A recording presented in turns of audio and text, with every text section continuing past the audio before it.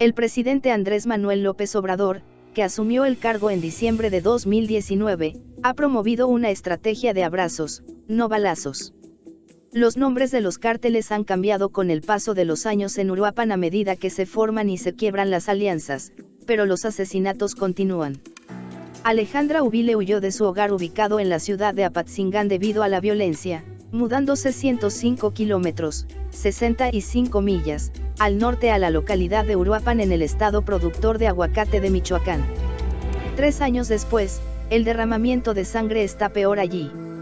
Los cárteles de droga que se pelean por territorio y los reportes de terribles asesinatos son algo común, como la masacre ocurrida la semana pasada de 3 niños, un adolescente y otras 5 personas que estaban en un negocio de videojuegos en lo que era un vecindario relativamente tranquilo. Cada rato se oye que hay muchos muertos aquí en Uruapan, comentó Ubile, un ama de casa de 20 años, y añadió que no sabe qué más hacer además de ser extra cuidadosa con su pequeño de 1 año. Uno no vive a gusto, porque ya sale uno y sale con miedo, señaló. Los nombres de los cárteles han cambiado con el paso de los años en Uruapan a medida que se forman y se quiebran las alianzas, pero los asesinatos continúan. En otros poblados y ciudades del país ocurre lo mismo, dejando a millones de mexicanos temerosos, frustrados y desalentados en medio de una tasa de homicidios récord, un control de cárteles sobre comunidades enteras y de ningún final a la vista de un conflicto de drogas que lleva casi 1 década y media. México tuvo 35.588 homicidios el año pasado, la mayor cantidad desde que se empezaron a llevar registros en la década de 1990, aunque el aumento fue mucho menor que en años anteriores. Desde que el entonces presidente Felipe Calderón emprendió una ofensiva militarizada contra las organizaciones de narcotráfico en 2006, el número anual de asesinatos se ha más que triplicado en el país. El actual presidente Andrés Manuel López Obrador, que asumió el cargo en diciembre de 2019, ha promovido una estrategia de abrazos, no balazos, y ha insistido en abordar las causas de la violencia, como la pobreza, el desempleo de los jóvenes y la corrupción, a diferencia de sus predecesores. Sin embargo, no todos están de acuerdo. Si seguimos haciendo lo mismo no podemos esperar resultados diferentes, comentó Emiliano Maciel Ávila, profesor de universidad, mientras caminaba por la plaza principal de Uruapan. Clásico de abrazarlos y besarlos, creo que eso no está funcionando. Creo que hay que combatirlos, añadió. Apenas un puñado de guardias nacionales montaban guardia en Uruapan el miércoles pasado, el día lluvioso en el que los jóvenes asesinados fueron enterrados.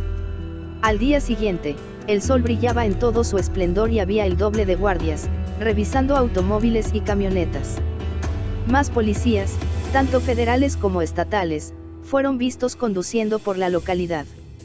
Pero no muchos creen que eso hará alguna diferencia. Ya de las autoridades no se espera nada. Hay mucho desencanto por parte de las personas, comentó el sacerdote Sergio Arroyo, quien presidió el funeral para las víctimas. López Obrador reestructuró las fuerzas de seguridad y formó una nueva Guardia Nacional que desplegó el año pasado con unos 70.000 elementos a nivel nacional. Pero hasta antes de eso, la policía y ejército a menudo se veían superados por los cárteles. Además, la Guardia Nacional ha tenido que lidiar con la entrada de migrantes debido a presiones de Estados Unidos, lo que planteó preguntas sobre si eso la distraería de sus responsabilidades en materia de seguridad.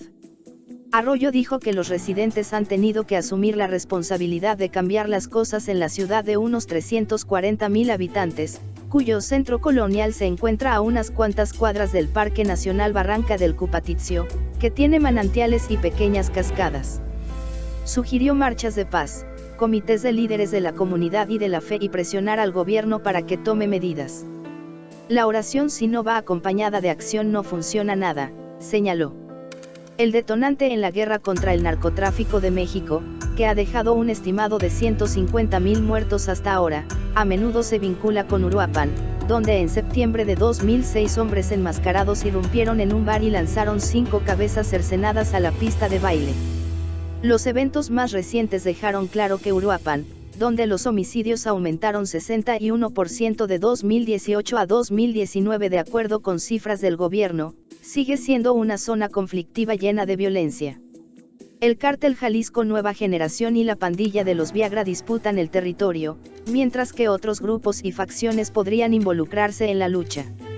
En la víspera del tiroteo en el negocio de videojuegos, se encontraron 11 cadáveres en fosas clandestinas en una ladera donde se estaban construyendo apartamentos de lujo.